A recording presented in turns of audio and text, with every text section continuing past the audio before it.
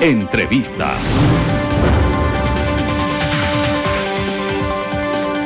A esta hora, amigos televidentes, tenemos el gusto de saludar a Juan Cristóbal Lloret, él es asambleísta por la provincia de El Azuay. Asambleísta, buenos días, bienvenido. Muchas gracias, Hernán. Un cordial saludo para todos los televidentes de Telerama. Muy buenos días con todos y con todas. Gracias por la invitación. A usted por aceptarla. Inicialmente habíamos hablado para hablar de el posible juicio de Richard Martínez, pero quisiera la opinión suya sobre la actuación de la Fiscalía en las últimas horas con respecto a la detención de su ex coediario, Daniel M. ¿Qué es lo que está pasando en el país con la corrupción que incluyen ahora hasta los asambleístas? Mire, lo hemos venido diciendo y advirtiendo desde hace algunos años atrás. En este país se repartió la torta y se repartieron todos los sectores, los sectores estratégicos, los hospitales. Si bien es cierto, se han llevado adelante algunos allanamientos, algunas detenciones, pero hay que ir más allá, Hernán. Lo que el pueblo ecuatoriano necesita saber es quiénes repartieron esa troncha, porque para nadie es desconocido que dentro de la Asamblea Nacional hay ciertos asambleístas que tienen a sus familiares, a sus esposos de gobernadores o esposas de gobernadores, y es evidente que alguien les entregó esos cargos, esos puestos. Y seguramente la justicia, si es que tenemos una verdadera justicia independiente, debería llegar hasta esos ámbitos. Es decir, le falta mucho por hacer a la fiscal Salazar. ¿Qué falta por hacer? Porque algunos dicen incluso que falta mejorar el tema de las leyes. No sé si el problema va por allá. Incluso la misma fiscal general de la Nación critica a la justicia por los resultados en las últimas resoluciones con respecto a los operativos realizados en Guayaquil. Mire, hay que ser muy claros, Hernán. No se necesitan más leyes. Ecuador tiene todo un marco jurídico, regulatorio, que da una serie de instrumentos para que la justicia pueda actuar. Lo que se necesita es tener una verdadera independencia de la justicia, y eso va a ser muy complicado porque nosotros pasamos de un momento de transitocracia que vivió el Ecuador, y ese momento de transitocracia lo que se hizo es cambiar precisamente a la Corte Constitucional, a las esferas judiciales, a la presidenta de la Corte Nacional de Justicia y a toda la estructura, al Consejo de la Judicatura. Y lamentablemente se utilizó ese momento de transitocracia para poder ubicar a ciertos personajes dentro del ámbito del ámbito judicial, y terminaron fracturando todos los poderes del Estado, incluyendo el poder judicial o la función judicial, y por lo tanto es muy difícil que se pueda garantizar una verdadera independencia en el manejo de la justicia. Tanto es así que han pasado muchos meses y no se ha avanzado, por ejemplo, incluso años, y no se ha avanzado, por ejemplo, en el caso de INA Papers. Cuando le escuchamos al presidente Moreno decir que vamos a buscar o vamos a combatir la corrupción, caiga quien caiga, bueno, pues aquí hay un elemento, hay una denuncia puesta por un asambleísta, por el compañero Ronnie Aliaga. Ha transcurrido muchísimos meses desde que se dio esa denuncia. Les hemos dado la cuenta para que se pueda hacer el seguimiento, la investigación, pero aquí no pasa absolutamente nada. Entonces, al final nos damos cuenta de que no hay una independencia, porque lamentablemente esa justicia fue colocada precisamente por el mismo presidente que hoy tiene que ser investigado. ¿Qué hacer para que se pueda sancionar a todos los responsables asambleístas de la corrupción, incluso en el gobierno anterior, que se han denunciado actos de corrupción en este gobierno, pero finalmente no se ven los resultados? Mire, la corrupción es un mal endémico de las sociedades y no se los corrige por decreto o por una ley. Es un cambio estructural que tiene que dar el país, garantizar la independencia de una función judicial, y sobre todo esas ejecutorias que se necesitan de parte de las autoridades que hoy están al frente, por ejemplo de la Fiscalía y de la Administración de la Justicia, tienen que ser totalmente claras e independientes, no sesgadas en función de quién está en las esferas de poder.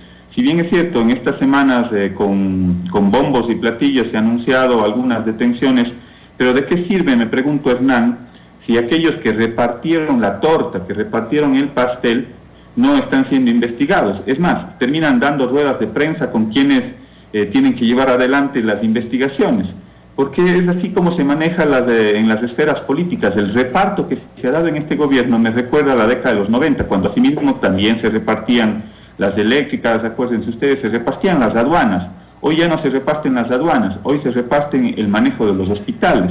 ¿Y en dónde está ese reparto? Precisamente en la Asamblea Nacional. Es muy simple, Hernán. Revisen de la lista de asambleístas que tenemos, de los 137, revisen quiénes tienen a sus hermanos, cuñados, parientes en los diferentes espacios o esferas públicas.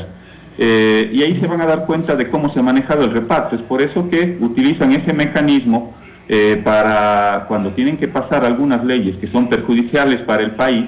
Ahí se va a dar cuenta usted de cómo utilizan ese mecanismo de presión para que esos votos se alineen en el momento en el cual tienen que aprobar esas leyes que retroceden en todos los ámbitos, sobre todo en el ámbito laboral y económico. Señor asambleísta, vamos al tema planteado.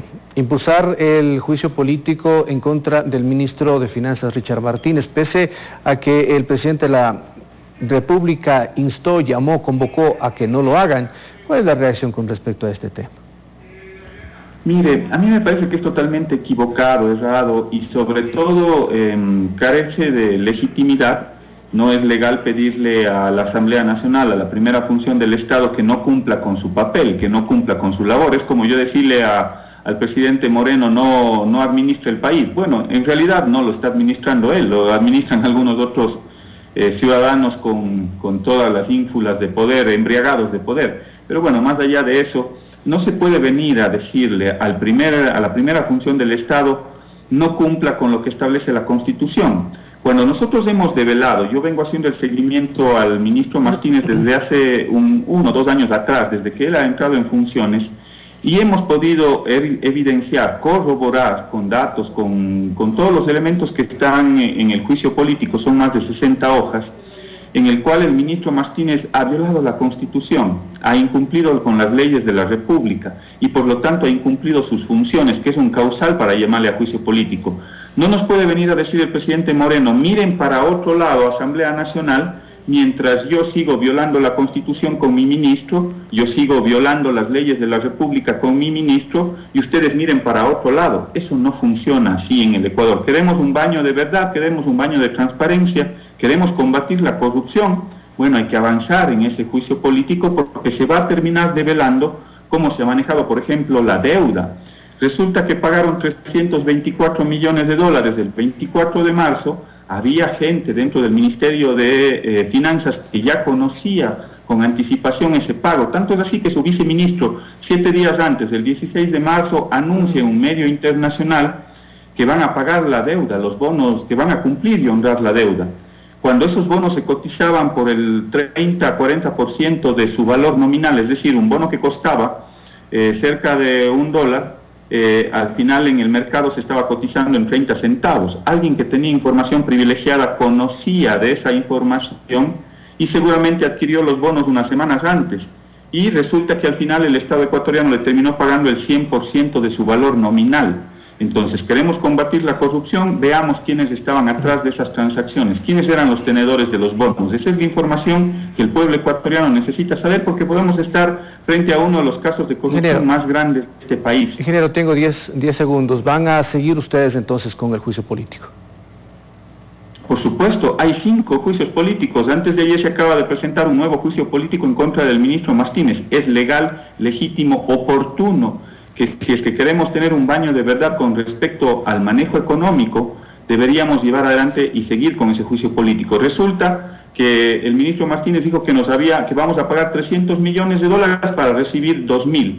Resulta que pagamos 2.000 millones de dólares para recibir 1.400 millones. Así nada más se han manejado las cifras en el Ecuador desde el punto de vista económico. Y hoy tenemos una profunda crisis que la está pagando la gente más sencilla, los trabajadores del país, los jubilados, los maestros y sobre todo los sectores sociales, la clase media y las clases populares. Con mayor razón, nosotros insistiremos en la calificación del juicio político al ministro Martínez. Gracias, señor asambleísta. Gracias, Juan Cristóbal. Gracias a ustedes, Hernán. Un saludo y un abrazo. Gracias.